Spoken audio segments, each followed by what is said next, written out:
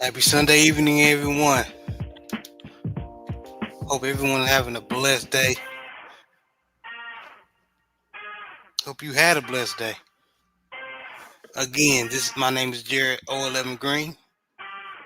Salute, relax, and calm rain. Appreciate you for making it, brother. Salute to the mighty LDBC. And of course, I have my co-host with me, Coach 67 Sports TV and JB. How y'all brothers doing? I'm blessed and highly favored this evening. How y'all gentlemen doing? Can't complain about anything, brother. How about yourself? What up, fellas, man? All is well. I can't complain. Can't complain. All good, brother. All good, man. Man, we gonna talk about the combine. What impressed us? Who didn't? Just and of course, disclaimer: this is all our opinions. Nobody. This is the combine, so these are these young men are just trying. Just showing how athletic they are, how fast they are, and so on and so forth. So there's no telling right now. Who's gonna be what, but it's not gonna stop us from talking, right? So, first of all, I do want to cover something that we touched on last show, and it's about the Cam Newton situation and the little melee he had at his 7-on-7 camp. Now, I do shout out to Bayou Sports Talk that Coach and Kay and his family do a great job every Saturday afternoon. So if y'all haven't subscribed, especially if you're a Louisiana sports fan, if you haven't subscribed to his channel, you're tripping. They did a great job going into the topic that we're about to cover in a few seconds regarding Cam Newton coming out and explaining what happened. Those of you who didn't know, basically Cam Newton basically explained that those who attacked him wasn't really kids. So we thought, if you listen to the first show or the last week's show, we thought it was all kids, the kids jumping on him. Well, it wasn't really the kids. It was his so-called staff members, or the brothers are supposed to be working with him with the kids or whatever. And they're the ones that were trying to jump on him. So, Coach, because you did a great job going into it with you and your cousin Kay, can you kind of bring everybody to light what went on, what was said? Even those dudes who so-called tried to jump on him, they were on a podcast trying to explain their side of the story. Can you explain to everybody what happened, what was said? Well, first of all, Kay is my sister. Your sister, I'm sorry. Yeah. That's one. And before I really get into the topic, shout out to Relax and Calm Rain, shout out to Picasso. Motivation to be a millionaire, motivation to be a millionaire, Relax and Calm Rain. They show a lot of love over there on Bayou Sports Talk. So we appreciate y'all coming through to show some love. But like we were saying, the individuals that jumped him is the TSP crew. They have a 7-on-7 organization in, I think, the Atlanta area, if I'm not mistaken. I think a couple of them played, like one of them, if I'm not mistaken, played in the NFL. A couple of them played college ball or whatever the case may be. So, they're one of the teams that constantly get invited to Cam Newton 7-on-7. So evidently, Cam has a team because, for individuals that watch Cam Newton, play, as a college player, as an NFL player, he does a lot of trash talking. In many instances, certain people, they're sensitive when it comes to the trash talking, but individuals like us that play football, we know, there's a lot of emotion involved in the game, in the sport of football. There's a lot of bravado, a lot of trash talk, a lot of masculinity. Sometimes, certain individuals, they go overboard with it, they get carried away. they go from masculine energy to feminine energy in terms of being overly emotional. And what transpired, basically they tried to play the victim in the situation. They tried to make it seem like Cam was at fault. Supposedly from a verbal standpoint, that he crossed the line. He said some things that they felt to be disrespectful and inappropriate, or whatever the case may be. But even with Now, that being said, coach, and I didn't mean to interrupt you because I do have to interject this question because you're explaining everything. mhm, So after hearing all what you just said, that they were smack talking or whatever, which if anybody has been on a to a 7-on-7 camp, that's what just goes on. You know what I mean? It's very competitive. You know what I mean? So that atmosphere is already has been set, right? It's been going on for years. Um, so uh, some words were said that struck, you know, ruffled some feathers of them brothers, and next thing you know, they trying to hop on um, Cam Newton, which it didn't. You look in the video it that didn't that turn out didn't well. work. It didn't Yeah, turn out well. So they got on the show. I can't remember the podcast. Well, and of they course, I'm tried to not gonna play the say it. victim. And try to play the victim role. So Cam on his show, 4th and 1, which is very good. Basically, he took the high road and said he should have been the bigger person. So my question to you is, did Cam Newton have to be the bigger person? Because my opinion, I felt like, hey, if this is what y'all been doing, ain't no reason to act brand new and act like I hurt your feelings. What you think about that, Coach? Well, of course, you already know my take on it, because last night's after dark edition of Bayou Sports Talk, Kay and I, we had a session called Factor Cap, and basically, I was asking essentially the same question you asked. I just kind of phrased it differently, and Cam Newton, like you said, he took the high road. He was the bigger man, and basically he was saying someone that's a high profile individual like himself, he needs to put himself in better situations. He needs to be more accountable. He needs, he said the situation, it could have went left easily. He could have hurt someone. He could have got hurting. He could have gotten himself hurt. So, basically he took the high road, and he took like 100% ownership and accountability, which to me is very commendable. But I strongly disagree with his position, even though he is a high profile individual, like yourself and JB and Big Joe said last week. Basically, somebody of his status, we talk about this all the time. Like a lot of these high profile individuals, they need to have security no matter where they go. I'm not just talking about, because we talked about the meet and greet when you, I, JB, Jay Good, and the brother Brent Fox, when we met, the organizer of the LDBC, our brother, the General 78 Sports TV, he had armed security with him. You know what I'm Yes, saying? sir. And Yes, sir. essentially, we kind of all family in terms of, from a networking standpoint, we support each other, so on and so forth. So this a family, like literally like a family reunion. And he had armed security. So the point I'm trying to make is, for somebody like Cam, when you're as high profile as he is, he needs to have his own personal security. In some instances, he may need to have armed security wherever he goes. If you see somebody like Coach Prime, he has, a couple of state troopers no matter where he goes or whatever the case may be. Yes. So to me, I think that's a precautionary measure. And I mean, don't get me wrong, I understand Cam is a man of the people. He wants to be easily accessible, because a lot of times when people have, armed security, they have bodyguards, somebody like Floyd Mayweather Jr., like one thing Mike Tyson said, when Floyd Mayweather Jr. was saying he the GOAT, or, since, of course we partially a football channel, we partially a boxing channel, since we members of the LDBC. He was saying, if you're a man of the people, you shouldn't walk around with these huge, gargantuan bodyguards with you everywhere you go. The reason being because you're not really a man of the people like Ali was. You're not easily accessible. People can't reach out and touch you, so on and so forth. But even this scenario is a cautionary tale in terms of, like, one, you do need armed security in some instances, maybe, or just security in general, individuals that are going to keep you out of these particular scenarios.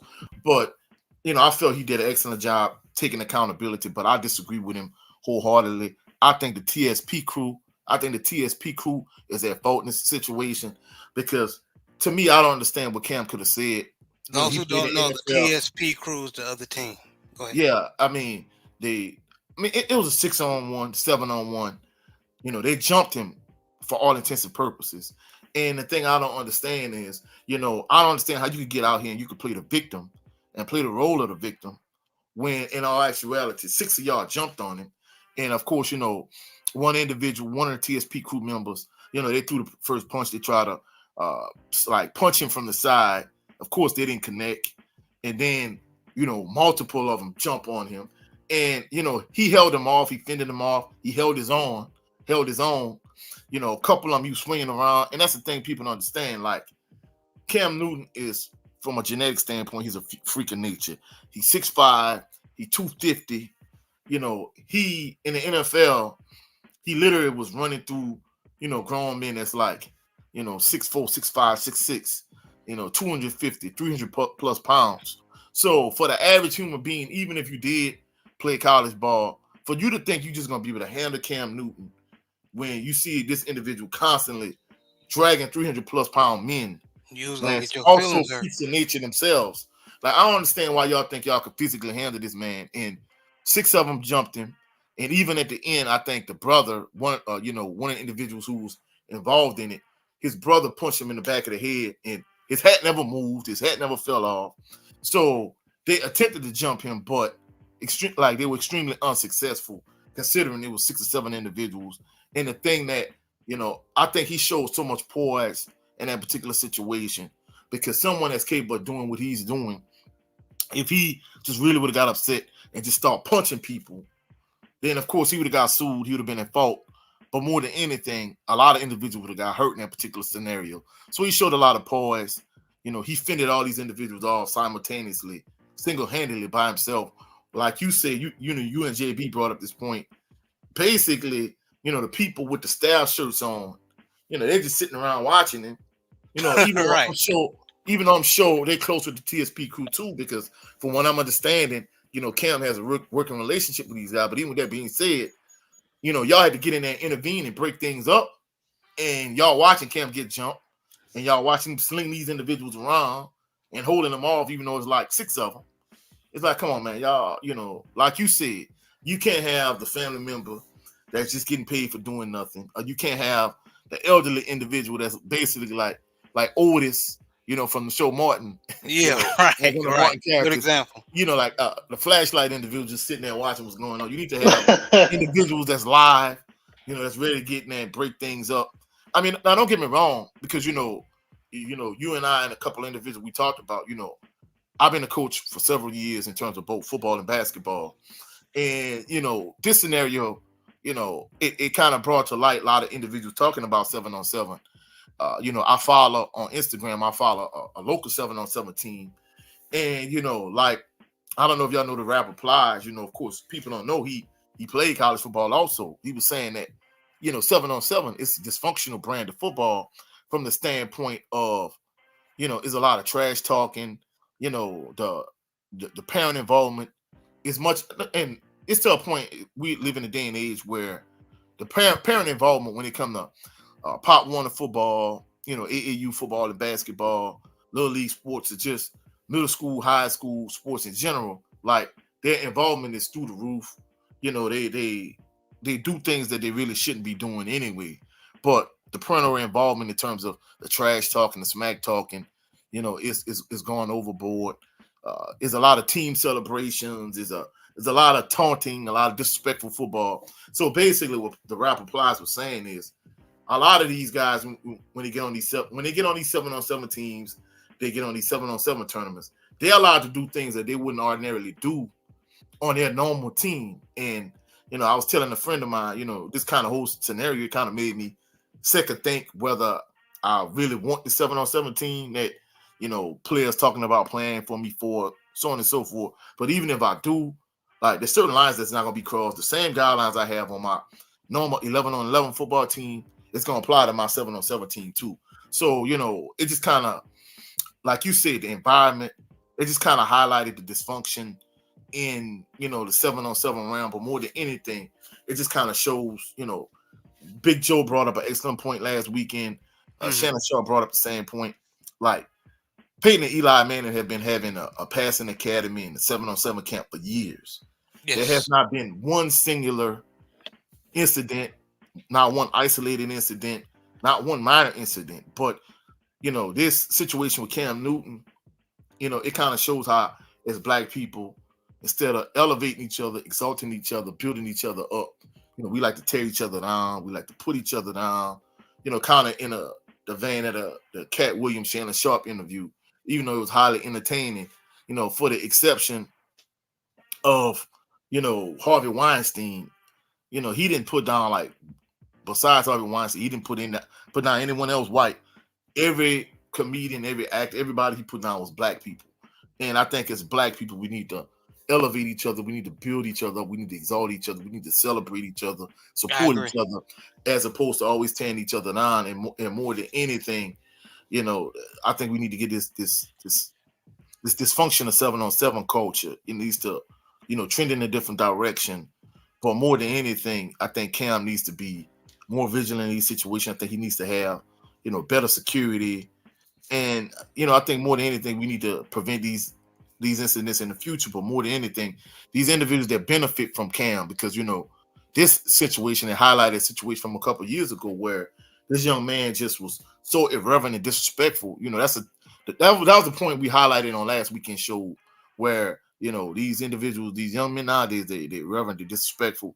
Like basically, they the young man was talking crazy to him, and he was like, "If I'm so trash, you got your gear on, go put you some cleats on, I'll go put my gear on. You get out here and race me. If you win, I'll pay your rent for the month." And basically, he was telling Cam Newton, basically a Heisman Trophy winner, a guy that single-handedly led his JC team to a national championship, single-handedly led Auburn to a national championship, single-handedly led his NFL team to the Super Bowl. He told this man he's trash, even though he's a former NFL MVP. I wouldn't even waste my time, and I'm cleaning it up because we try to be family friendly. But told him basically, I wouldn't even waste my time on a trash individual like yourself. And I'm letting myself, the nerve of you, like basically, this man is teaching you. He's trying to give you insight pointers, and for you to feel, like you could just talk out the side of your neck to this man that's shining a light on you and trying to help individuals like yourself in the community. It kind of goes to show the reason why certain like athletes or certain celebrities and entertainers, once they get to a certain point, they don't come back to the community because this is what you're faced with. Whereas if you look at, like I said earlier, Peyton and Eli Manning, they never had to deal with these type of things. No, they didn't. And well said, Coach. Before I get JB's opinion, let me give some shout outs in the chat. Um, J6, man, appreciate you stopping by. This brother is a content creator. He talks about sports like I do. He Carolina Panther fan. But he talks about everything. So please support this brother. Living big with Big Reg. He said, "We're good, fella." He's also another content creator.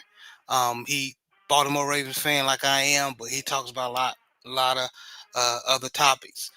He also had a show called Big Boy Talk where they just talking about him and another guest. Forgive me for forgetting the brother's name, but they're talking about man stuff, manhood. You know what I mean? So um, support these brothers, man. Support these brothers. Salute to J Bar. He said salute family and salute chat. And Picasso, I highlighted his response. He said Cam is basically setting himself above what transpired, letting people know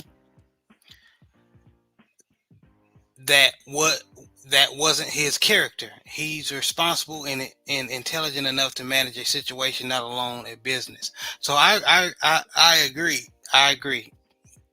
Beautifully said, Picasso. And let me add on to that, bro. Basically, he was saying in terms of himself as a brand, that was part of the rant that I really didn't touch on. Basically, he was saying that a lot of with his YouTube channel and all the other business ventures that he have going on, like a lot of people rely and depend on him. So in terms of his brand, he can't afford to do things the way he did with that particular scenario in that particular situation. He can't afford to be in those type of scenarios. So a lot of people are relying and depending on him outside of his girlfriend, outside of his 8 kids. So basically, all these individuals that are counting on him, he has to do his best to stay out of these type of situations. And basically that's the reason why he took such accountability for his actions in that scenario. Yeah, yeah. And my only thing is the reason why, and JB, we're gonna go come stand by, brother. I just gotta say this. I agree as far as not messing up his paper, taking accountability. I respect that's man stuff right there. But them dudes knew what it was. They knew that was the atmosphere. So if Cam Newton talking junk or whatever, he said it before. It's just on that day y'all feeling some type of way, and he said something that triggered y'all, and y'all decided to pick that day to try to jump on him. In my opinion, I believe that them brothers was jealous of Cam Newton the whole time. Y'all notice his 4th and 1 show is starting to pop off. Over 1 million subscribers. Over 1 million subscribers. So and a lot of times, man, people, when they're not where they want to be in life and they see you climbing up the ladder, um, jealous folk can't help themselves, man. Even so-called friends. So that's what it seems like. Um, but JB, what do you think about the Cam Newton situation? Do you think Did you think Cam Newton had to be the bigger person? I mean, and by the way, I enjoyed you and Coach cooking, man. I was just sitting back chilling, listening. But him being, I don't think he, I'm petty. I don't think he needed to be because they put their hands on him first. You see what I'm saying? They put his hands on him first. You hear the old saying, keep your hands to yourself. You know what I'm saying? And it seems like you gotta do this with grown people, man. And like you said, yeah, I don't know where it was, Cam team won and Cam was talking junk and by my understanding, they were on his staff. Cam said they was on his staff before. You know what I'm Yes, saying? They were one of the coaches. So that's why I think it, it's a it, it was jealousy aspect. personal. It was personal. It was personal. So he had to take accountability because it's his brand. A man that owns his own business and his own brand, if something go down, he has to take accountability for it. As far as them joke him slinging them around like rag dolls, Hmm. I wouldn't be mad if he gave him, one to the dome, a right hook to the dome. But he can't do that because, you know, Like it's Picasso his said, business. He don't yeah, want to get yeah, sued. yeah. I mean, they deserved it. They deserved it because, you know what I'm saying, like all three of us is being in football. You know what I'm saying? We heard, especially when you go into war or you playing football, you heard, people be talking about people mama, people be calling you bees, Racial uh, racial uh, slurs, yeah, all that. racial slurs, all that stuff, depending what type of team you playing. So it can get heated in football. You know what I'm saying? It can. Like Coach said, the competitive nature of it. But as far as them on shows and stuff trying to be victim, I don't know, ain't nobody trying to hear that. And like you said, Jen, like last show, we thought this was a kid. Y'all grown men getting swung around like that. 6-on-1, bro. So I mean, and it's just one of them things, man, where we just got to do better in the in the community, because what makes me mad is just like what we brought up here before. If that was Peyton Manning or Eli Manning or anybody that white coming back trying to help the kids during the training camp, That wouldn't have that's happened. not gonna come into their mind. And I heard Dudes gonna all be white my behaved. what no I heard white coaches and peers and teammates talk to people crazy, and in the context of football, just talking football and trash talk. So we just got to do better, man, and we got to be consistent. If we trying to be woke, everybody's trying to be woke now. Um, Everybody trying to stand on business now. Let's make sure you be really standing on business, because you're gonna be tested. Somebody gonna say something that you don't like. Somebody gonna say something out their mouth that's gonna get you mad, and you got to be smart. Now, I don't. I take everything I said last week. I stand on. Right. I feel that way, but it is what it is, man. Yeah. And one last thing I want to add before we wrap up this topic. In many instances, myself as a coach and as an educator, a lot of times you don't know what people are going through in their personal lives. You don't know what type of trauma they may have from their past, what they may be going through in the moment, like what other outside of your interaction with them, you don't know what else is going on in their life. But like, Jared pointed out, more than anything, you don't know what's going on in their heart. So to me, I think he's 100% accurate. To me, I think more than anything, they probably jealous considering, like you said, the TSP crew, they started out under him. They starting to build a brand. They're starting to gain some traction and some notoriety. But let's be truthful, it's going to pale in comparison to what Cam Newton is doing. I mean, if anything, instead of being appreciative that he started you out and he put you in position to be successful, you probably still jealous of him. You still hating. We even look at this in a boxing realm.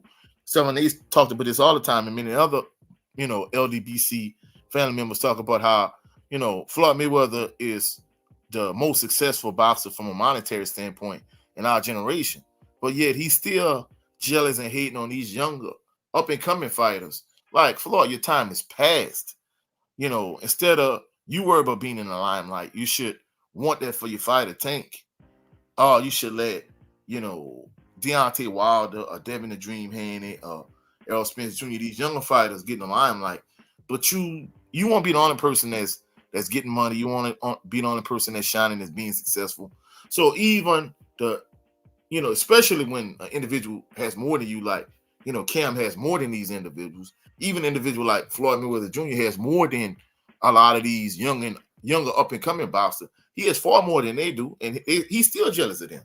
So a lot of times you don't know what a person has in their heart, as opposed to what's going on in their day-to-day lives. You don't know, if they're a jealous person, if they're a hater, if they want to be you, if they don't want you to be successful or nor shine. You don't know what's going on. So a lot of times you have to kind of be, vigilant in terms of who you're dealing with. You have to be careful. You have to, watch, fight, and pray, as old folks used to tell us. Yeah, that's true, man. That's true. Shout out to Mr. Shelton in the building. Appreciate you stopping by, man.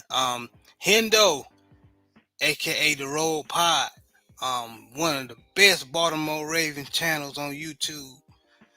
Doing his thing. Salute, brother. He said Cam did it for the kids. Yes, he did, and that what makes it even worse. Adults trying to make it by themselves. And Jada Six said 10 toes with it. Yes, sir. Gotta be. But switching gears, let's talk about the combine, man. Let's talk about the combine. All right. So one of, as you can see, Brandon Fisk, the defensive lineman from Florida State. He ran a 4.7 um, on the 40 time. He had a 1.68 10-yard split, a vertical 33.5, and a broad jump of 9.9, and and a 20-yard shuttle 4.37, and only 26 bench press, but he's an athletic dude. 6'4", 292 pounds. Um, he was one of the impressive defensive linemen. Of course, there's more. And folks that listen, if you got a defensive lineman, since we're talking about a defensive lineman, if you got one of the defensive linemen that was that impressed you, put it in the chat. But as far as Brandon Fisk, JB, I'm gonna go to you since you the ACC man. Um, what did you think about Brandon Fisk? Or Braden Fisk, excuse me. He's a stout defensive tackle. He's got okay strength. He throwing 225 up 26 times.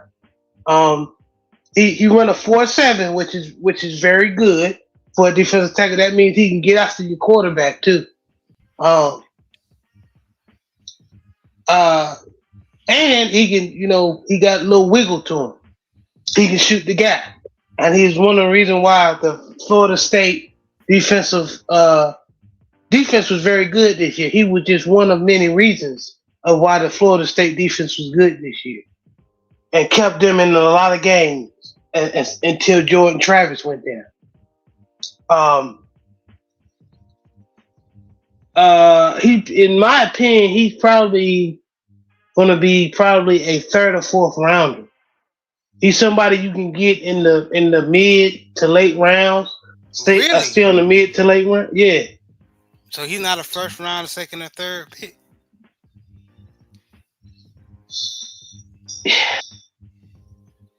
Hey, be honest. I mean, show about.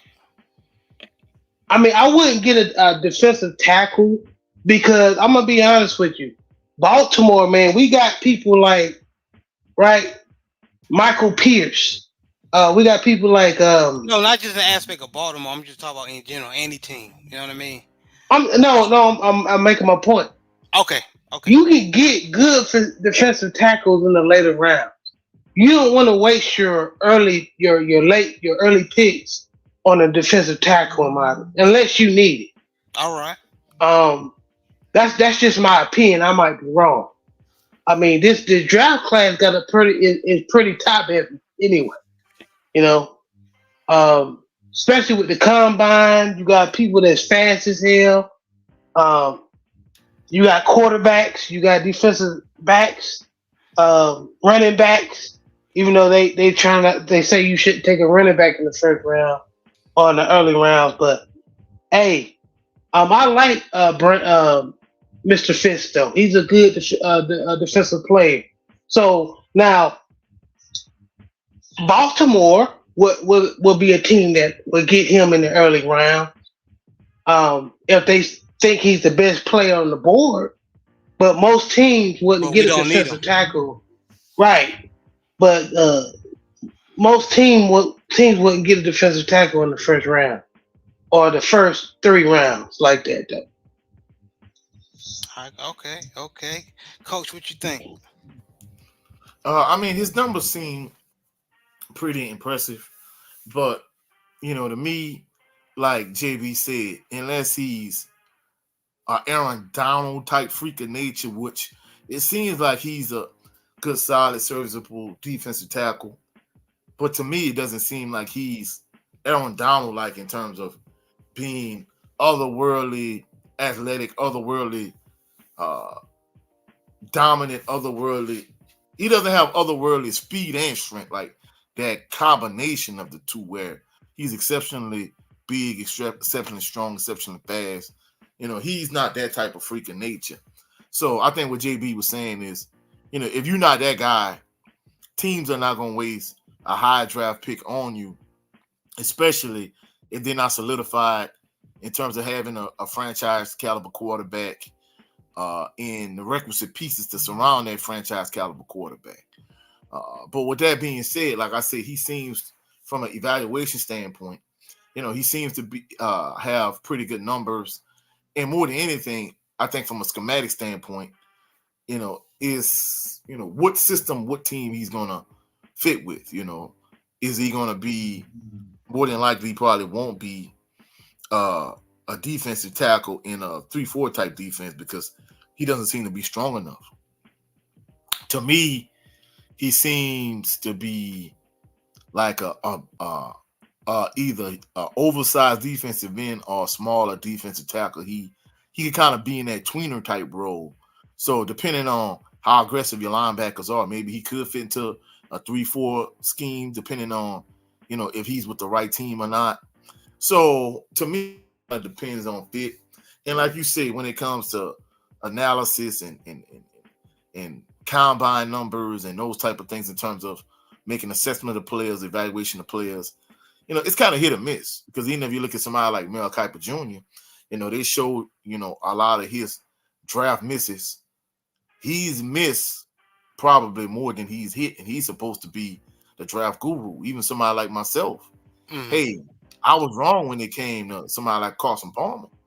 But at the same token, I was right when it came to other players. You know what I'm saying? So it's kind of hit or miss. But to me, it seems like it's going to be a solid, like, I'll say maybe, mid-round, like second, third, fourth round type of player. I agree with you. And just looking at some mock drafts, some people got us drafting in first round, Baltimore Ravens. I'm like, y'all not paying attention to what we needing. So, JB, I now see why you say that. Yeah.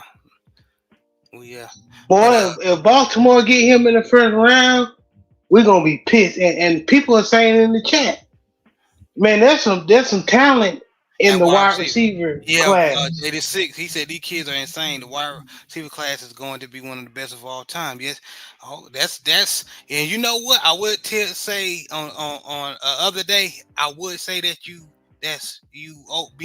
that may be an overblown statement, but after the number, how athletic these young men are, after we've seen the combine for the past few days, there may be some truth to it, JD6. Brandon Fitz, because the Panthers been talking to him. Okay. Chop Robinson going to be yes, he will. Now, I will say this. I believe Jared First is going to be a better pro than Chop Robinson, in my opinion. I could be wrong. But let's go to the next prospect.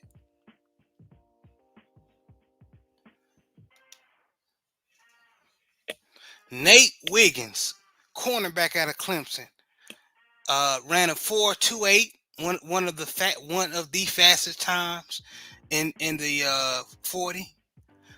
In his class, 10-yard split, 1.59, vertical jump 36 inches, broad jump 10.7.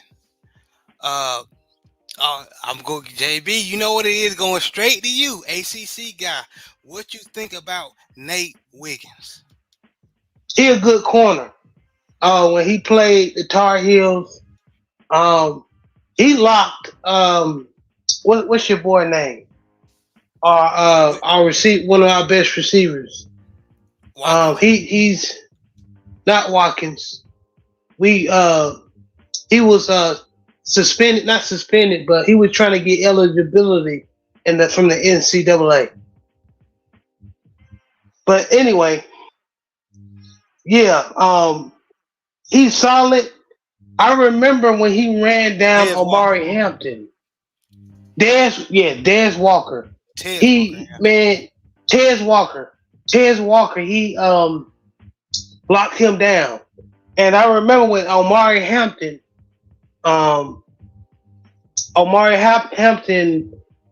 broke a long one. He was the one that ran down Omari Hampton and knocked the ball out before he got the end zone Mm-hmm. and Yep. ended up getting It a was. touchback. So he got rundown speed. Where you think you in the open, he'll run your tail down. How about And he coverage? got good size. He's a good coverage corner from what I've seen. His only downside, a lot of people think he too light. He too light. He's only one. He's 6'1", got good range, but only 173. He's kind of light in his pockets. you can hey, in the NFL they can put that creatine, put that whey on him, that whey protein, that peanut butter. He'll be okay. Is He that run a gonna lose his 4.2. speed? Is that gonna lose his speed? Some of that speed though. Not really. So what he gonna run like a 4.3, 4.4 at 6'1"? That's If he still good, get ain't it? muscle? Right. So we not worried. He good. He good. That's a good prospect. You get him probably in. If you skeptical, like we're gonna do all in, Jared. We're gonna do all in or skeptical, right?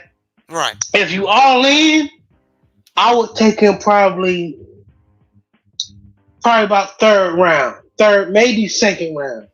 If Okay. you're not all in, if you're skeptical, probably fourth or fifth round.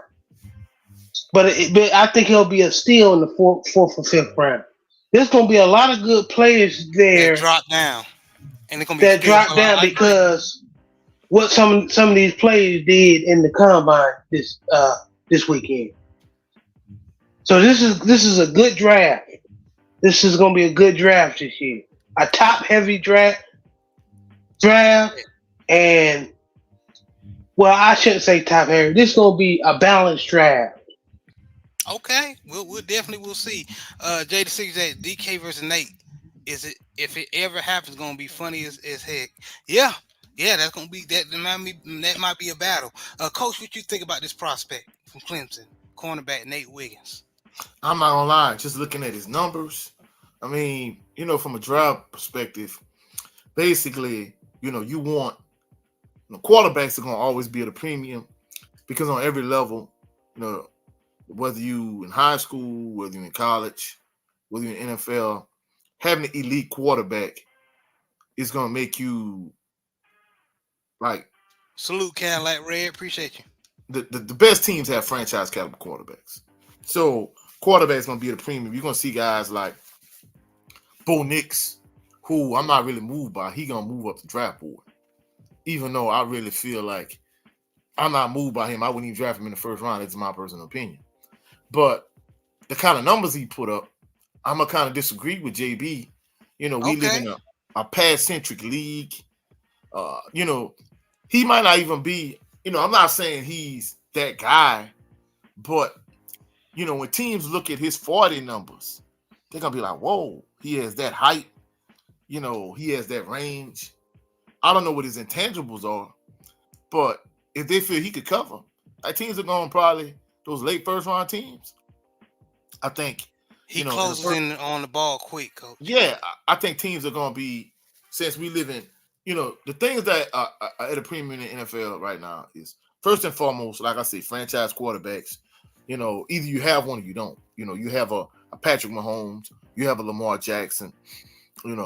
Even if you're looking at the next tier where you're looking at a Jared Allen,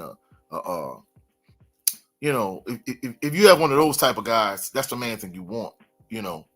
And then even like a Joe Burrow, I think maybe Joe Burrow, he might fit into that tier with maybe Patrick Mahomes and Lamar Jackson. And then you move to the next tier with Jared Allen. But after that, you want guys that could get after the quarterback, those elite guys, whether they're interior, like maybe like a Aaron Donald, or maybe whether they're coming off the edge like a J.J. Watt or whoever the case may be. Then once you have those two positions, you want a left tackle that could defend off those elite pass rushers. And then you want guys that could cover. And with those intangibles alone, I think teams are going to be chomping at the bit to get him. So I think he might, you're going to have players that are going to move up the draft board, maybe just because of position. If you're a quarterback, if you're an elite wide receiver like a Marvin Harrison Jr., like you or Malik Neighbors, whoever the case may be. But Other guys are gonna move down the draft board, but based on these numbers he put up, these are like first round type numbers. So just based on the numbers alone, people might think he like another Sauce Gardner type of player. Coach, I'm gonna say this. There's been a lot of Clemson cornerbacks that had these numbers, and they got in the league and they were trash. So this is what I'm saying. Where Clemson is known for good defense, you got to keep in mind, Clemson got a good D line. They get after the quarterback.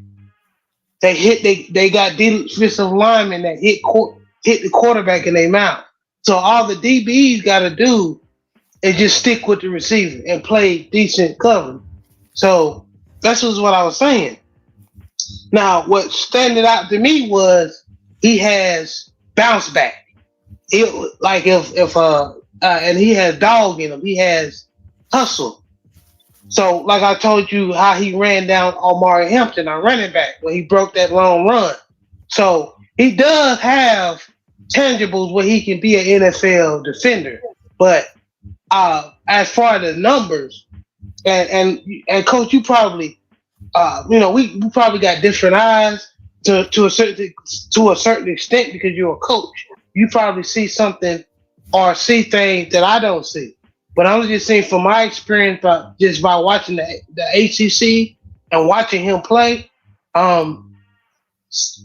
wouldn't do first round. I would do second and third, right? And then later rounds, fifth and fourth. Go ahead, Coach. I'm sorry. Well, I mean, two things could be right simultaneously. And I agree. I'm not disagreeing with your point. The point I'm trying to make is, a lot of times these draft guys, these evaluators, like the Mel Kiper Juniors, the Todd McShays, whoever the case may be, when they see these type of numbers, even though you might be right, and I agree with you, but even with that being said, just based on those numbers alone, bro, I'm telling you, he gonna jump up the board. All right, I'm gonna give you an example, right? Every year, we always have one guy that, you never heard of him during the course of the year. He go to the combine and he blow everybody away, and he get drafted higher than his game film say he should be drafted. And the perfect example I think about this guy, I don't know if y'all remember him. His name was Mike Mamula, right? He was an outside linebacker / pass rusher for the Philadelphia Eagles. Like at the time, for a defensive end / outside linebacker, they said he had the best combine of all time. So based on his combine numbers, they thinking he gonna be like the next coming to Lawrence Taylor, like the next Derek Thomas. Like he's gonna be an elite pass rusher. He's gonna be a perennial Pro Bowler. He's gonna be a first ballot Hall of Famer, so on and so forth. And he blew because he blew everybody away at the combine. You know how many Pro Bowls Mike Mamula made, bro? He made one Pro Bowl. One. That was it. So, well, at least he made a Pro Bowl, but that don't destroy your point, though. But the point I'm trying to make is he got to the combine. He had such like phenomenal numbers, and if you want, you could Google him. He had such amazing combine numbers for that time. For his position, like he had the best combine numbers of all time for the position he played. And he jumped up the draft boards and he went a lot higher than he was originally expected to go. And by his combine numbers, they thought, hey, man, this guy's going to be a first ballot Hall of Fame, and he only made one Pro Bowl. So he the cautionary tale of, when you get these guys and they have amazing combine numbers, even though their game film don't match what they do at the combine. And if we're going in the opposite direction, we talk about HBCU players, we talk about Jerry Rice. Jerry Rice, like 40 times, didn't blow people away. But the difference between Jerry Rice and a lot of other receivers, Jerry Rice had game speed. Even though, his 40 time wasn't phenomenal, man, you put Jerry Rice in the game, you throw Jerry Rice the ball. Suppose the defensive backs that were faster than him, he was literally just running away from him and they couldn't catch him. So the point I'm trying to make is, to me, I think there has to be a balance between your evaluation and your assessment in terms of what they actually do at the combine and it has to be a balance of what you're doing on the field in terms of your game film. You know, you have some guys that, you know, they have phenomenal game film, but their combine numbers are in the toilet, and you don't think they're gonna be what they should be, or vice versa. You have guys that blow you away in terms of their combine numbers, but don't jump off the videotape at you. And then, you know, you kind of have those guys in the middle. If anything, to me, as a coach, I want those guys in the middle, those guys that do pretty well in terms of their numbers, but more than anything, they ballers on the field, you know. Yeah, I think Orlando Brown Jr. is a perfect example. He had probably one of the worst combine experience performances in history, but he's multiple time Pro Bowler, one of the best tackles in the NFL right now. He's been having some up and down seasons lately, but he's still considered one of the best tackles. So all of this is just this combine stuff is just gauging the talent, see where they at. But like you said, you never know. But moving on, shout out to Jay Barr. He said, "I agree, Coach 67 late first rounder, early to mid second, for Nate Wiggins." Okay, all right. Well, you know, we're definitely gonna see. We definitely gonna see. But, another cornerback, Quinyon Mitchell, uh, from Toledo, 6 foot 195, 4.33 40, 10-yard split 1.51, vertical jump 38 inches, broad jump 10.2, and 20 reps bench press. So this is not a weak corner, ladies and gentlemen. JB, going to you, what you think about Quinyon Mitchell? And a lot of mock drafts, they picked our Baltimore Ravens to draft him, JB. So what do you think Well, about Quinyon Mitchell? about Quinyon Mitchell, I didn't really hear about him until we got into the combine. Really didn't really look at Toledo this year. I was looking at all ACC players and SEC players and HBCU players. But his as far as his combine numbers, um, it looks fantastic. 4.3, 38 vertical jump, broad jump 10.2, and bench press is 20. 20 reps. That's actually pretty good for a cornerback. Um, that's really good for a cornerback, actually. You can actually, because he's gonna probably naturally when you play in the NFL, you're gonna get stronger anyway. So later in the future, he can probably play some strong safety. With that But I speed, don't more know if likely he's to be a safety.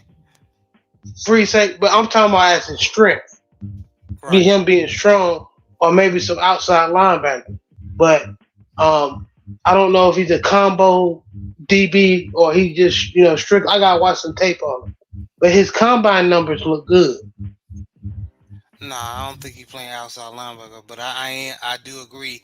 If he get more muscle and more stronger, than he already is, he can if a squad need a backup safety, all their safeties go down or injury, he probably can play some. Um, but I think he's definitely going to be a decent corner. Just watching some of his highlights, he's fast. Um, of course, they're going to hold his conference against him, but if you can ball, if you can ball, you can ball. Um, salute Joe Town. He said, salute the family just leaving a work conference. It's all good, brother. It's all good. But Coach, what you think about Quinyon Mitchell? Yeah, I mean, based on the numbers, first and foremost, I think one thing people kind of overlook, his vertical, you know, it's not through the roof, but it's pretty good. But the standing broad jump, people don't realize, you know, maybe somebody like a Big Joe, or even like a Cam, like a freak of nature type athletes, those standing broad jump numbers, it's more difficult to do when you think. Basically, you standing still and you're doing a long jump that you would ordinarily do in track. So that's what the standing broad jump is. It's difficult. It kind of, it displays, a certain degree of athleticism. But based on his 40 time, the fact that he ran a 4.3, I think that's going to push him up into like the later first round. And, like you were Right. saying, Jared, I think people going to hold this conference against him. But based on his numbers, I think that's going to, get him into the later first round, maybe early second. And kind of just to kind of piggyback off of what JB was saying, probably when he gets later on in his career, he loses a step or so. Not linebacker, but he definitely could be a strong safety type. And then the way the league is now, you want guys that could both cover and that could kind of play in the box if necessary. You got a lot of these hybrid type, like cornerback slash strong safety slash extremely undersized outside linebacker, like CJ Gardner Johnson type guys. And I think now you can't base it just on his size and his bench press reps, because I've seen guys that I've played with who, their bench press reps were higher for like a defensive back. But when you watch them play, like they weren't big hitters, they weren't great tacklers. So we just can't base that based on a number. We have to base that, based on the way he plays. But on his numbers, like I said, we just going strictly off numbers. I think he's a late first round, type DB, maybe early second, based on those numbers, But of course, like you say, they may hold his conference against him. Yeah, I wholeheartedly agree. Um, but he looks like to be a good athlete. But time will tell, definitely. Moving on. Okay, the talk of the combine, especially with a wide receiver, is concerned. The man who broke the 40 time record, um, originally held by John Ross at 4.22. He broke it just by 1 second, 4.2, 4.21. So he's he's the new record holder of the 40 time. 10-yard split 1.49. Vertical jump is 41. Broad jump is 10.11. Getting the chance to this past year to watch a little bit of Big 12 football. He definitely was the speedster on that Longhorn offense, blowing the top of a lot of defenses. Quinn Ewers, all he had to do was throw it up. Once Xavier Worthy got past a lot of the secondary. Good athlete, great athlete. 5'11", 165, so he's rather on the small side, but that's why he can fly. So he might be a little Marquise Brownish type player, in my opinion. Don't know if he's gonna be. He's probably gonna be a little bit better. I don't know. Everybody thought John Ross was gonna, just run past a lot of NFL defenses, but dude can't stay healthy. Going to you, JB. What do you think on Xavier Worthy? Um, like you said, man, he was the speed on. He wasn't the first option for the receiver for the Longhorns, but he was definitely the more explosive playmaker or the receiver. As far as speed, but of course he turned the world on fire with the 40 time. And I wouldn't say he's small. 5'11" is a good size for average size for a wide receiver. I think Marquise Brown like 5'9" or something. You're But right. I'm just talking about his height. I mean, not his height, his weight. Excuse me, his weight. oh yeah, he was 60. Oh, he is small. You're right. I stand corrected. But he kind of yeah. Um,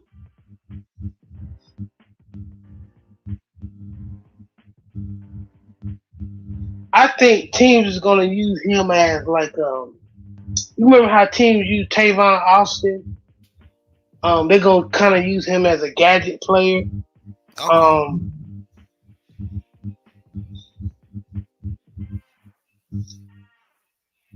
I think he probably gonna go in the probably the third or fourth round.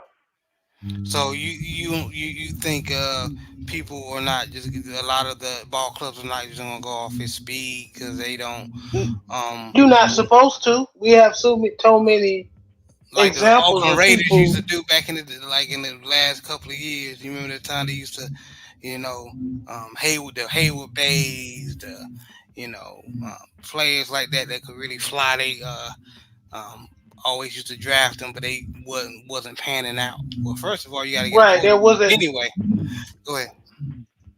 right, and they wasn't really.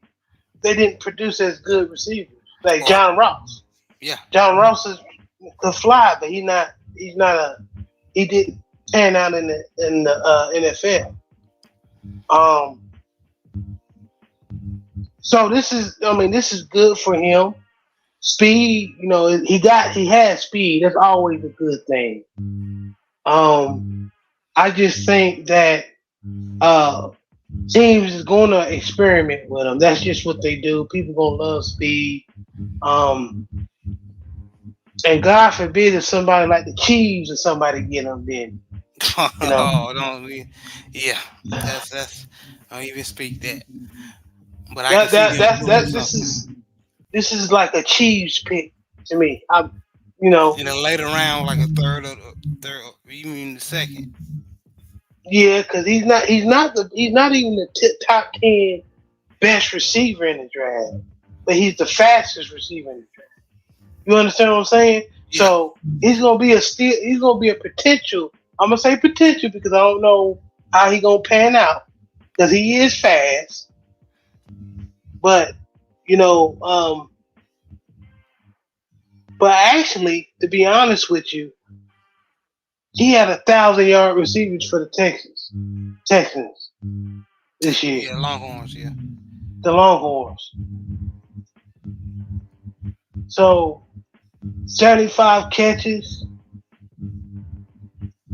Hmm.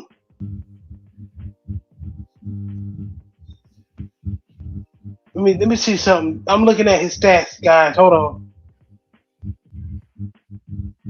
It's all good. It's all good. I think you're right. I think he might be a jewel for. I don't think he's a first round pick just because his speed. But I do think he's going to be definitely a great piece. Um, He like a he Tank might be. I Dell don't know. was He might be a for steal. the Texans. Yeah, he might be a steal. But he got that speed. So I just feel it, guys. This is one of them picks that the Kansas City Chiefs make, or I I would can see love that too. Baltimore get him, but more than likely that's not gonna happen. But So and plus, we want to. I think we need to get a little bit more bigger guy. But we going into coach's time. Coach, what you think about Xavier Worthy? This is another case of the numbers is going to push him a lot higher than he needs to be drafted. And just like I said, when it came to the previous player, two things could be right at the same time. Like JB was saying, you shouldn't draft a player basically strictly on their numbers. They have to have good combine numbers, but the production has to line up with it. And you right in terms of, the Darius Hayward B, uh, Ross, uh, John Ross analogy. Now, in terms of the way they're going to use him, I think it varies team by team. Certain teams might try to use him as like a Tavon Austin, like a David Meggett, like a Dante Hall type, where they try to use you on reverses, jet jet sweeps, bubble screens, tunnel screens, that type of thing. And then other teams might try to use him maybe like the way the Saints use somebody like a Joe Morgan, where they just try to use this player to take the top off of defense. And then you're gonna have some teams that are gonna try to use him as a combination of both. But even with that being said, I think maybe second, third round might be a good slot for, like your team, like the Texans, maybe get him in the third round would be a steal. But just based on his 40 time alone, I know you say, hey, team shouldn't draft him based on his 40 time alone. A team is going to be willing to roll the dice and take him in the first round based on his 40 time alone. And like you said, I think you kind of speaking it in existence. The Kansas City Chiefs won the Super Bowl. We all know they're at the last pick of the first round. He is a perfect pick for them to take because Coach, don't say that. I'm even on. though even though you can't just assume that he's going to be a Tyreek Hill, I think if you put him in the right system and he develops his route running ability to coincide with his speed, if you develop his route running ability, I'm gonna be truthful. He could become a Tyreek Hill type guy, but even if he doesn't become that, the Kansas City Chiefs, they have Patrick Mahomes, they have Travis Kelce, they have a lot of weapons that will surround him, and that's gonna free up things for him. And as a result, I mean that in itself alone is gonna increase his production. So, truthfully speaking, I'll be willing to bet money on he's gonna get drafted in the first round. And if he gets by a lot of those other teams in the first round, I promise you, at the end of the first round, the Kansas City Chiefs, if he falls to them, they'll run to the podium and gladly select him. The only thing that would prevent that is, there's some talk of the Kansas City Chiefs potentially trading away their high profile, a couple of their high profile defensive players to garner and generate more cap space. If they did that, then maybe they try to fill a hole. But if they stand pat the way they are, I think they'll try to take him with the last pick of the first round if he's still available. But other teams might be willing to with 4.2 speed, of course, Ken and I talked about this last night on Bayou Sports Talk. But, when it comes to, drafting players and evaluation and analysis, like JB said, you can't just base it based on what they do alone. But I think a lot of times when you go to the right team and the right fit in the right system, that could kind of help you get to the next level. And even though we don't think he's Tyreek Hill, we think he's probably more Darius Hayward-Bay. If you get him to a team like the Chiefs, he might become more of a Tyreek Hill instead of a Darius Hayward-Bay. If that makes sense to everybody that's watching, No, it does, man. It does. And Joseph, even Big Joe, even agreed with you. He said he definitely is a good fit for the Chiefs, which I'm fearful to say, but it is what it is. But moving on, Peyton Wilson and JB. I know you're gonna cook on him. Another ACC. A lot of ACC guys in this draft, man. Representing, man. Um, uh, JB, I'm gonna go to you. What do you think on your hold on. So his 40 times, he's one of the fastest. No, I think he is the fastest linebacker in the draft. 4.43. 10-yard split 1.54, vertical jump 34.5, broad jump not 11. So JB, what do you think of this athlete at linebacker? And of course, him playing our Tar Heels, NC State playing our Tar Heels, and we are natural rivals. What was your opinion on this linebacker, Peyton Willis? He a good linebacker, especially for today's game. He's a side-to-side linebacker. He's perfect for somebody like the Indianapolis Colts or the Kansas City Chiefs, or even our Baltimore Ravens, who got fast linebackers. JB, there's some static on your end. Can you hear me? We can hear you, just a lot of static. Like something playing in the background. Oh, hold on.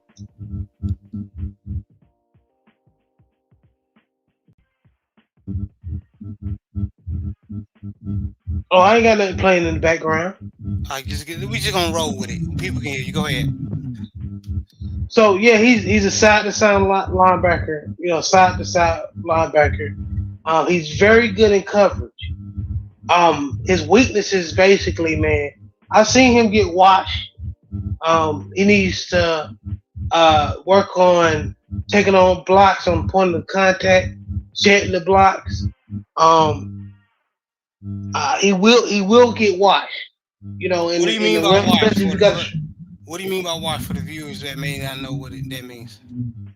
for teams that like to run the ball, like the 49ers or the Baltimore Ravens.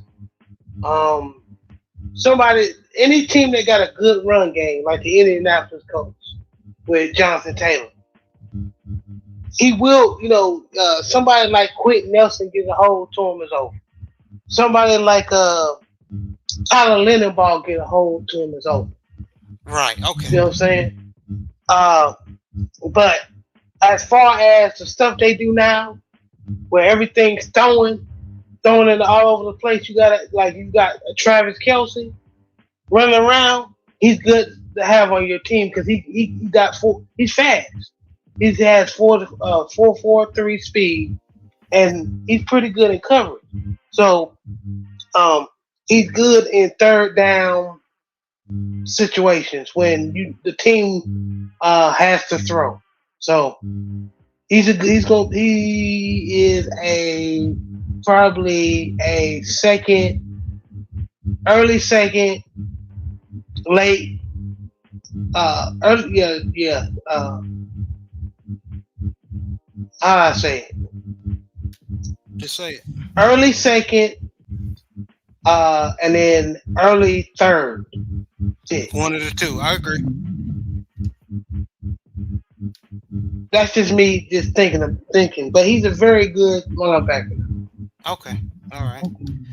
But I have to agree with you. Me watching him play, if you watch his highlights, you'll find him in the highlights basically running down a lot of plays, meaning a lot of times the running back is going right past him, meaning that he was either washed by an offensive lineman or he overran the play. So that's my only knock on Peyton Willis. Coach, what is your opinion on Peyton Willis? Yeah, and I mean, like I brought up in the previous topic, but I mean, I'm sorry, previous player was Xavier Worthy. Uh, in many instances, you don't want to get just too wrapped up in just the combine numbers because even though we talk about him potentially having the fastest 40 time in terms of the previous player, like we talked about last night on Bayou Sports Talk. Basically, technology is better now. Allegedly, Coach Prime had the unofficial fastest 40 time in combine history. Unofficially, Bo Jackson had allegedly the fastest 40 time in combine history. So, in many instances, when we talk about these records, whether it's at a pro day or whether it's at the actual combine itself, there are instances, or even maybe a Chris Johnson. Some people say there was, a little hiccup with, the actual numbers. So, when it comes to, officially, hey, this person is the fastest person fastest player at their position, all-time fastest player in combine. It's kind of hit or miss when it comes to that. But in terms of Peyton Wilson, to me, based on JB's description, he's a sideline to sideline linebacker. And one thing I think a lot of NFL linebackers, since they're not as big and not as strong as they once were because it's more of a pass-happy league, it sounds like he have an issue getting off blocks. But even with that being said, I think if he can play sideline to sideline the way JB says, in addition to that, he can get out and cover. Because if he could get out and cover a Travis Kelsey, if he could get out and cover a George Kittle, he get out of space and he could play sideline to sideline. I think he's a perfect fit for most NFL teams in today's day and age. But even with that being said, the 40 time is cool, but like we've been saying for most of this show, like the game film has to match up with the 40 time. And more than likely he'll probably be maybe like a third round type pick. Yeah, Yeah, and we'll salute Brandon Bazell. He said, yo, yo, what's up, Brandon? He said, why isn't it determined by top speed? So he basically Brandon is saying, on the field where they do they time the speed, like the actual in game. Let's say if a running back, DK you know, Metcalf got up to 23 miles per hour when yeah, he had the chase down. exactly. Yeah, that's what he's saying. And So yeah, that's a good question. Why don't they just time it by that instead of the well, 40 I time? think the thing about it is because the reason why you just can't determine it by top end speed is because in certain instances, you running in a straight line. In other instances, especially if you're a running back, you have to make cuts, you have to make juke, you have to juke, so on and so forth. Even if you look at the instance of DK Metcalf, more than anything, that was just him having a high motor and just all out hustle, where he was out of the play and he hustled his behind off. He just ran full speed. He got up to 23 miles per hour, and he ran down the defensive back that caught the interception. So you just can't determine it by top speed because in certain instances, you're not gonna be in a position to get the top speed at all times. So that's why a lot of times you take into consideration they short shut and those type of things. In terms of your agility, you being able to stop on a dime and then pick up full speed, you being able to change direction. That's one of the things that made Barry Sanders such an elite running back in terms of he could be running full speed, he could stop on a dime, and then he could pick up full speed, almost not top end speed, Yeah, but Brandon close just enough to it and keep running in the same direction. Or he could stop on a dime and then completely stop and then run almost full speed in the opposite direction. yep, and So that's Brandon just why he was mentioned the able to, cones. Yep, yeah, so that's why he was able to juke so many players. That's why he was able to embarrass so many players because he could be running full speed and he could stop. If you stop, you can't pick up your momentum as quick as he could. So he could right. just keep running or he could go in the opposite direction or whatever. So that's why you can't always go by like the top end speed. And Joseph Townsend also said, 40-yard dash doesn't equate to game speed. Yeah. And that's a perfect example. When I tell you the Look at Jerry Rice, Fabian Washington. Well, he at one time he was one of the fastest corners, but of course that record has been broken. But yeah, bacon burnt, bro. yeah, Bacon burnt. but not on that. Of course I'm a swag guy, so of course I keep bringing up Jerry Rice. You know, when it comes to some evaluators, when it came to his 40 time, some people had like Jerry Rice being as low as a 4.6. Others having him being like a low 4.4. But when he got on the field, like I said, supposedly so many of these defensive backs that had a much better 40 time than him, you throw him a slant, you throw him a crossing route, and he's literally just running away from him, bro. So, like he said, you can't always go by, games. You can't always go by uh 40 time. A lot of times you got to go by game speed because I've seen guys who, you put them in a combine type setting and you let them put on some put on a tank top and some track shorts and some track spikes, and they're gonna be the fastest guy, you know, at a track meet or even in a 40 time, a combine type setting. But you put them on, you put the helmet on, you put the shoulder pads on, you put them on the field, and that 40 time didn't equate the game speed. And then you had other guys who they they might not have been that fast in terms of track speed or even their 40 time. But like we talked about Jerry Rice, you put him on the field and he's just running away from people. So, like I said, you have to, in terms of the evaluation process, you have to kind of use a little bit of both in terms of both your evaluation in terms of your combine and the game film. The two, you have to kind of combine those two in terms of making your evaluation.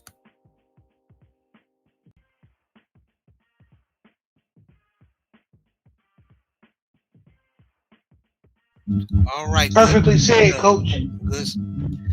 All right, now we getting on to one of the edges.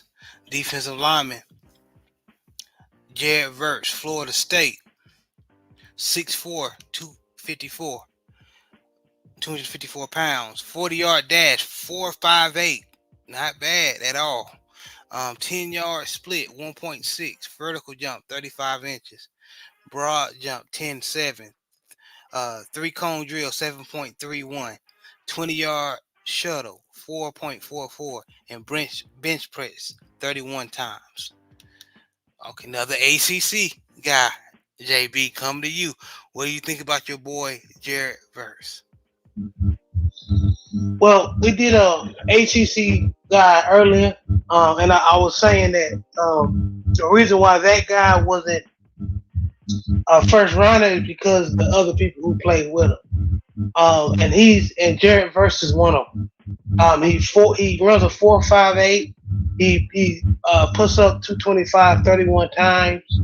Um, so he's fast enough to get around the edge, and he's strong enough to keep tackles at bay, and keep tackles off of him.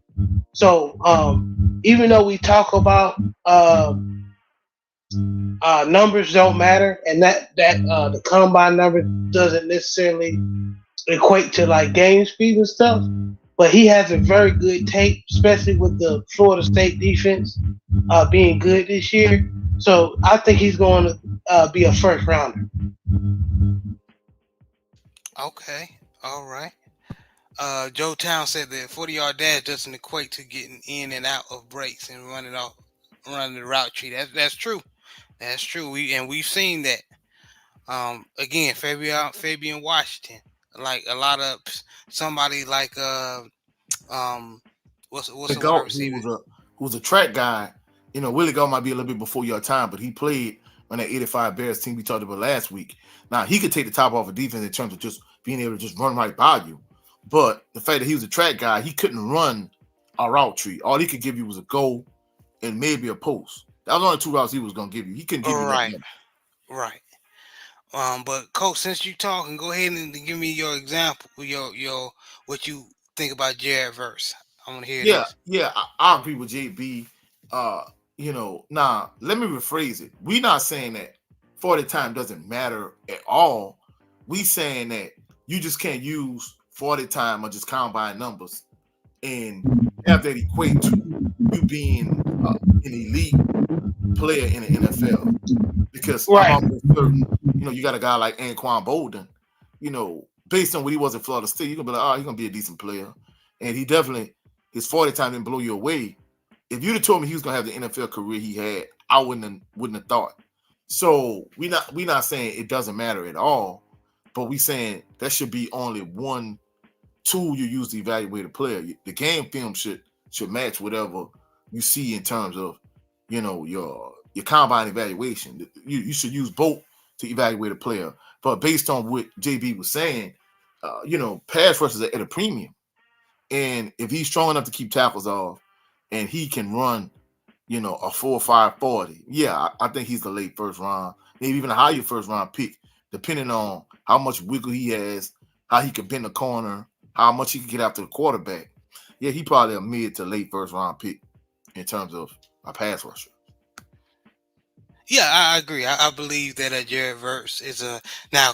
Chop Robinson is another athlete, and he's gonna be a good pro. But I believe Jared Verse is gonna be the better pro, in my opinion. Of course, we could be wrong, or I could be wrong since I'm saying it. But I'll put it like this: Jared Verse may equate to Khalil Mack, and Chop Robinson uh may equal to equivalent to Jadavian Clowney. If that makes sense. So both are good pros, but one may be a little bit more dominant than the other, and I think Jared Verse may be a little bit more dominant than Chop Robinson. Um, Moving on.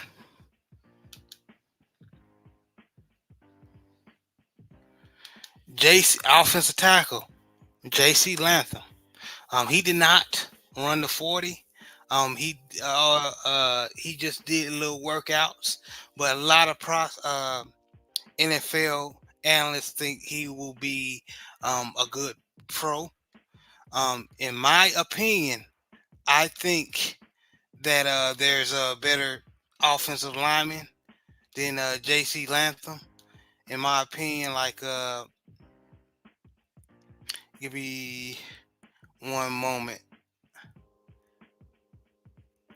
So like Joe Alt or Joe Alt out of Notre Dame or Talise Fuaga out of Oregon State.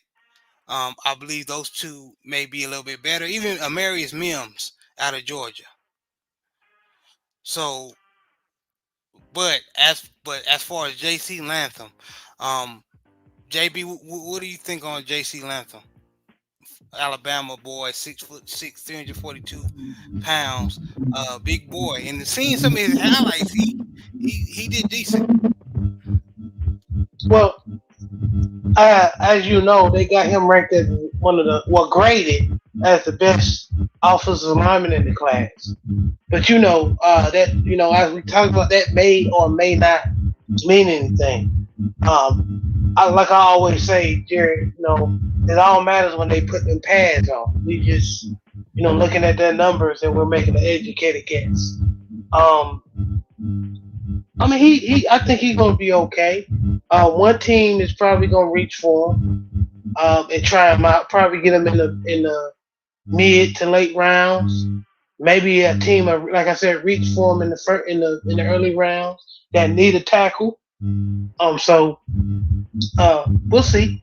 And offensive lineman is kind of is the offensive line play this year has been inconsistent. Um, the only really good offensive lineman that I've seen that dominate really is Trent Williams and the other dude. I forget his name. But the left tackle or the offensive tackle position in the NFL has been up and down. So you think So so do you think J.C. Latham is one of the young boys that can kind of bring or this class period? Um, do you see any dominant? I know we just educated, having like you said, we giving our educated guess, but any dominant tackles you see? Mine is Joe Alt. I like Joe Alt. And yeah, and then I like Joe Alt. I like the dude from Oregon State, Fuaga, Fuaga, and I like the dude with the African name. Excuse me, from Penn State. Fashanu, Um, Fashanu. yeah. Um, he could be How about okay. Jordan He could be Morgan? good. How about Jordan Morgan? A lot of mock drafts are having us Baltimore Ravens draft Jordan Morgan out from From Arizona. Arizona, Yeah. I've seen Jordan. I've seen Arizona play when Colorado played them, but I wasn't paying attention to Jordan Morgan. I would have to watch his tape. Okay, I've, I I've understand. seen I've seen Fuaga. I've seen Joe Alt. I've seen Fashana, and I've seen Latham, but I haven't seen Morgan. Okay, all right. Coach, what you think? Is J.C. Latham? Is he gonna be another Alex Leatherwood, or somebody reach for Alex Leatherwood, and he's not pan out, Nah, or he's gonna be honestly, legit? honestly, the mock draft I saw, our Saints taking him at the 14 pick of the first round. Honestly, I think he could be like a Teron Armstead type player. Okay, Hopefully, decent hopefully. starter, very good starter. Well, honestly, I think Teron Armstead was a perennial Pro Bowler. I think the only thing that kind of limited Teron Armstead is the fact that he constantly kept getting hurt. That Yes, was, that was the reason why yes, the Saints let him go, and he ended up going to the Dolphins. The Saints' offensive line kind of hasn't been the same since Teron Armstead left. And of course, he came from the HBCU realm in the SWAC.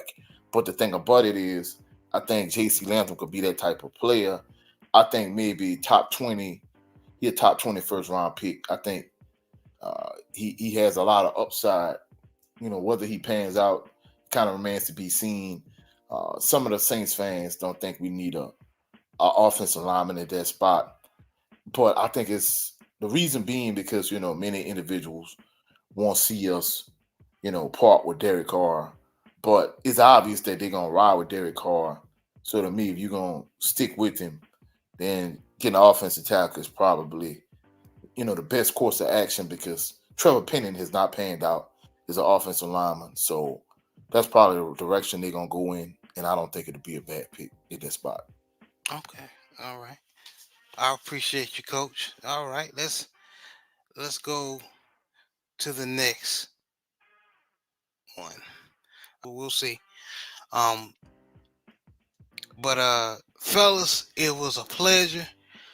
Going. I had fun going over these athletes with y'all, from the NFL, the combine to uh, go talking with the situation with Cam Newton. Thank you guys for hanging with us this evening. Um, Coach, let everybody know where they can meet you and see you. Well, you can catch me at Coach 67 Sports TV on all social media platforms. I finally have a Facebook group with Coach 67 Sports TV. Also, you can catch me on X, which is formerly known as Twitter, on TikTok, on Instagram. However, I'm primarily here on YouTube at Coach 67 Sports TV. Yesterday we did a special after dark edition of Bayou Sports Talk. Last night was episode 35. Which I enjoyed. In addition to that, right before this show came on, I did a Southern University sports news where I talked about Southern University basketball, Southern University football, and that's primarily what I talk about on my channel. Talk about football, talk about Southern University, SWAC news, that type of thing. So primarily it's a Southern University channel, it's a HBCU channel. And we talk about a variety of sports topic on Bayou Sports Talk every Saturday at 2 p.m. Central Standard Time. Yes, sir. Yes, sir. JB, thank you for, especially behind the scenes, helping me and just being here, man, supportive, and all you brothers, the LDBC, to my Baltimore Ravens, Flock Nation family, all y'all. I appreciate y'all. Shout out to the mighty LDBC. Love y'all. Y'all have a blessed rest of your Sunday night. This was another installment of the Southern Baller Show. Y'all have a blessed night. Y'all be easy.